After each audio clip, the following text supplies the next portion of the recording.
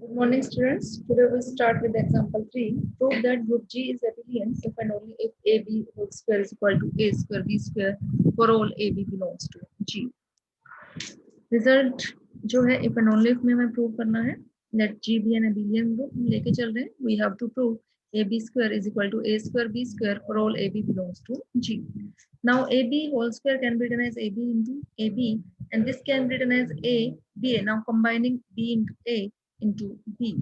Now here we're using the associativity law and this is equal to A, BA is equal to AB because G is abelian हमें given है. And now again using the associativity, we're combining A and B and B, then we get A square into B square.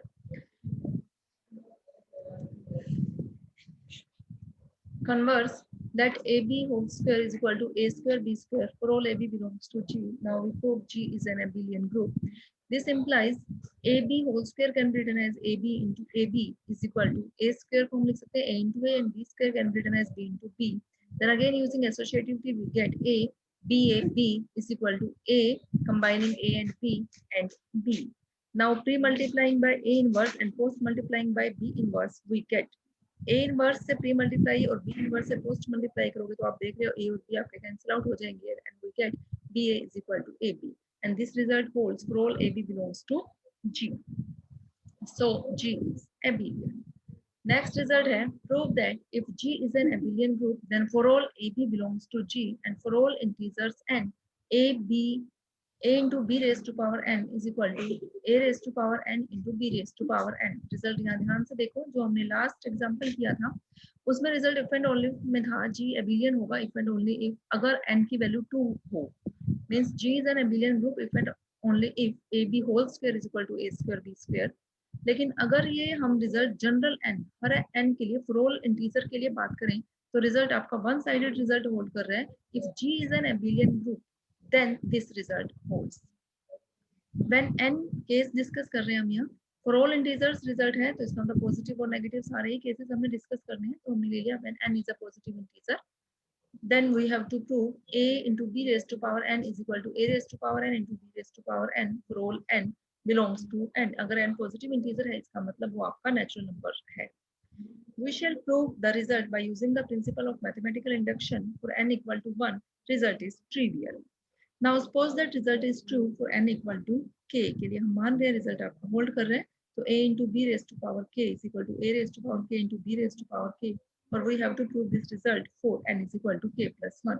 So we consider here a into b raised to power k plus 1 which is equal to a into b raised to power k into a into b. हम इसको ऐसे लिख सकते हैं break करके हमने ये लिख लिया.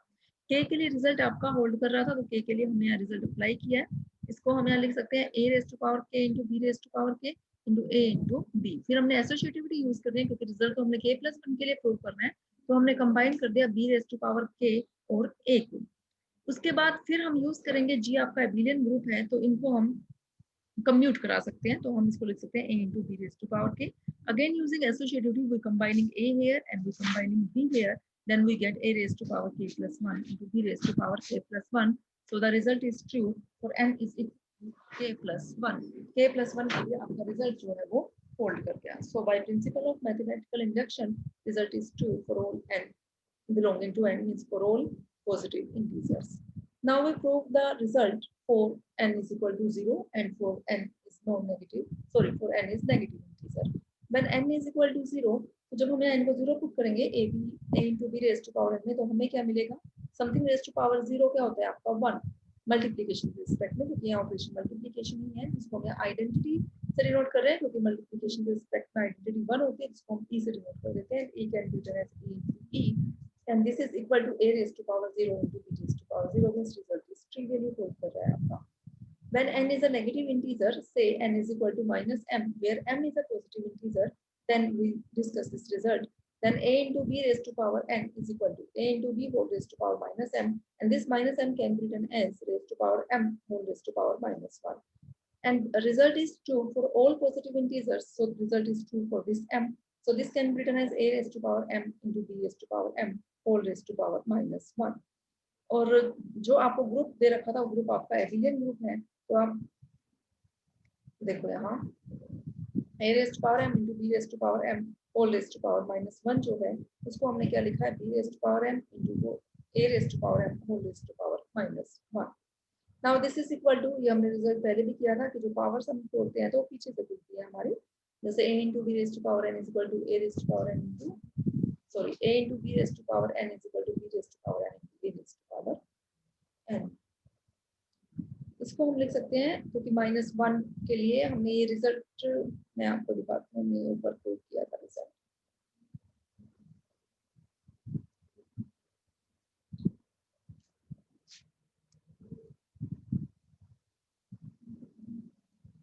एंड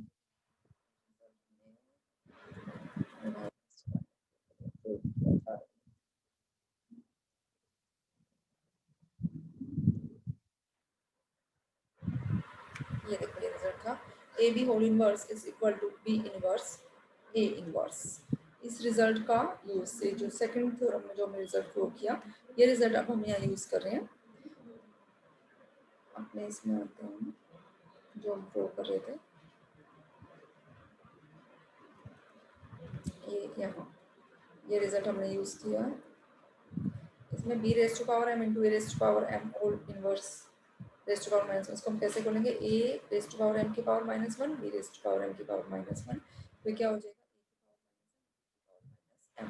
और माइनस एम का मतलब एन, तो A into B raise to power N is equal to A raise to power M into B raise to power N for all N belongs to Z. Next example है, if a group has 4 elements that show that it must be abelian, कि अगर किसी group में 4 element हैं तो वो group आपका एबिलियन होगा। तो ये प्रूव करने के लिए हमें कोई ना कोई ग्रुप तो लेके देखना ही पड़ेगा, लेना पड़ेगा। तो हमने ग्रुप ले लिया जी। अब ग्रुप है तो उसका मतलब उसमें कोई ना कोई आइडेंटिटी एलिमेंट भी जरूर होगा, तो आइडेंटिटी एलिमेंट को हमने प्रेजेंट किया ई से। बाकी 3 एलिमेंट और लिख दिए ए बी और C. This is a group of order 4 such that is the identity element, और उसका ई का इनवर्स क्या होता है, ई ही इटसेल्फ होता है। Therefore there is at least one more element in G which is inverse of itself। अब देखो इसमें जो ये हमारा ग्रुप है, इस ग्रुप में ई के अलावा ये 3 एलिमेंट्स बच गए। अगर हम कहें कि ए और बी एक दूसरे के इनवर्स हैं तो सी तो अकेला बच गया, इसका मतलब सी जो है वो अपना खुद का इनवर्स है ना। या अगर मैं कहूँ बी और सी एक दूसरे के इनवर्स हैं तो ए बच गया आपका, तो इसका मतलब ए खुद का इनवर्स है। तो वो यही कह रहा है कि अगर ई का इनवर्स ई है तो कम से कम एक एलिमेंट उसमें और एक ऐसा जरूर है जो अपने आप का इनवर्स हो सकता है, सभी का इनवर्स वो खुद ही हो सकता है ए इनवर्स ए हो, बी इनवर्स बी हो, सी इनवर्स सी हो मे बी, बट अगर ऐसा नहीं भी है तो कम से कम एक और एक ऐसा जरूर है जो अपने आप का इनवर्स है। सपोज कर लिया कोई ना कोई एलिमेंट है, suppose that A is also an element of G such that A inverse is equal to A. अब पॉसिबिलिटी क्या हो सकती है कि बी का इनवर्स बी हो, सी का इनवर्स सी हो, या सेकंड पॉसिबिलिटी क्या हो सकती है, बी का इनवर्स सी हो और सी का इनवर्स बी हो। तो हमने फर्स्ट पॉसिबिलिटी ले ली कि बी का इनवर्स बी ले लिया, सी का इनवर्स सी ले लिया। फिर आपने एक रिजल्ट किया था कि अगर जी का हर एलिमेंट अपना खुद का इनवर्स है तो जी आपका एबिलियन ग्रुप बन गया, फिर तो हमारा रिजल्ट हो गया, जी एबिलियन बन गया। सेकंड केस में अगर बी सी का इनवर्स है और सी बी का इनवर्स है तो उस केस में हम बी इंटू सी को क्या लिख सकते हैं, ई। If B inverse is equal to C and C inverse is B, it means B and C are inverse of each other. So B into C is equal to E is equal to CB. So the assumption A inverse equal to A का inverse तो A ही था आपका, A inverse equal to A implies A square is equal to identity. A square तो identity बन गया। Since AB belongs to G, क्योंकि AB जो है आपका G से बिलोंग कर रहा है, so AB is either equal to E और A और B और C। अब A इंटू बी जी का एलिमेंट कैसे हुआ, क्योंकि A भी G का एलिमेंट B भी G का एलिमेंट, तो उनका प्रोडक्ट भी मीन्स क्लोजर से जो बाइंडिंग ऑपरेशन आपका यही तो है। अगर कोई भी दो एलिमेंट लेते हो तो उसको बाइंडिंग ऑपरेशन लगाओ तो A इंटू बी भी किसका होना चाहिए, G का होना चाहिए। लेकिन G में तो कितने एलिमेंट है हमारे पास, 4। कौन कौन से हैं वो एलिमेंट, E है, A B और C।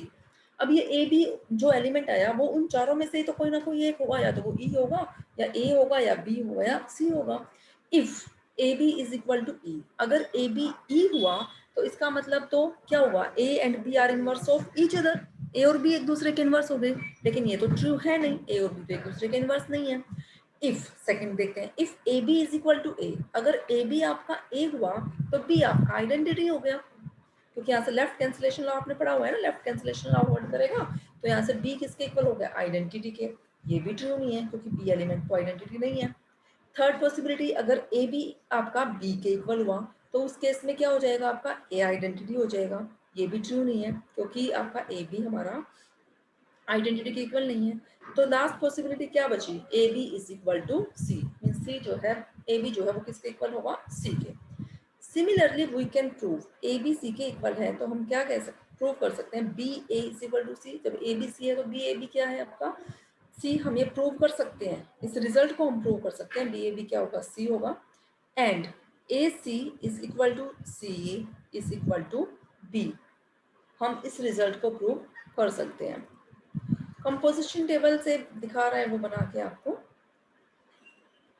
4 एलिमेंट है इसमें, आइडेंटिटी ई ए बी सी, ये हमने दिखाया। आपने कंपोजिशन टेबल ड्रॉ करनी है। कंपोजिशन टेबल में देखो ये जो एलिमेंट्स है वो कौन कौन से आ रहे हैं, identity A B C B square C square. Since the elements in each row of the composition table are distinct, each row में, हर रो में जो आपका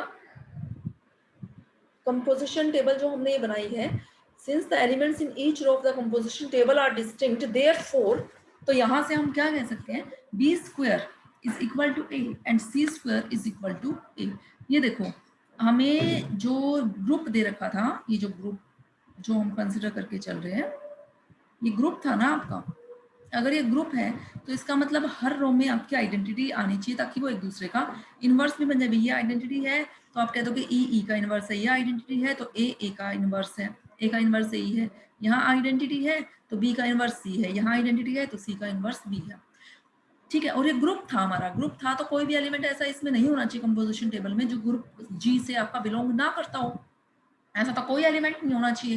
तो लेकिन यहाँ हमारे पास 2 एलिमेंट्स आ रहे हैं और वो 2 एलिमेंट्स कौन से आ रहे हैं, बी स्क्वायर और सी स्क्वायर एलिमेंट्स आ रहे हैं। तो इसका मतलब वो बी स्क्वायर एलिमेंट, यहाँ से आप क्या कहोगे, वो बी स्क्वायर किसके इक्वल होना चाहिए, ए के। तभी तो वो चारों सारे एलिमेंट्स आए इस रो में, बी सी ए और ई। ऐसे जो लास्ट रो है उसमें जो ये सी स्क्वायर आपका आया हुआ है वो किसके इक्वल होना चाहिए, ए के, क्योंकि इसमें ए ही बचा हुआ है हमारा element. Now from the table we observe that elements in the corresponding rows and columns are same. जो हमारे जो एलिमेंट्स आ रहे हैं corresponding rows और columns में वो हमारे क्या आ रहे हैं, सेम आ रहे हैं। So the composition in G is commutative, hence G is abelian. जो आप कंपोजिशन टेबल ड्रॉ करते हो अगर उसकी first row first column, second row second column, third row third column, अगर आपके फोर्थ रो में सारे सेम आ जाए तो जो ग्रुप होगा वो आपका क्या होगा, एबिलियन ग्रुप होगा। ठीक है, क्लियर है ये एग्जांपल आपको, बाकी हम नेक्स्ट लेक्चर में डिस्कस करेंगे।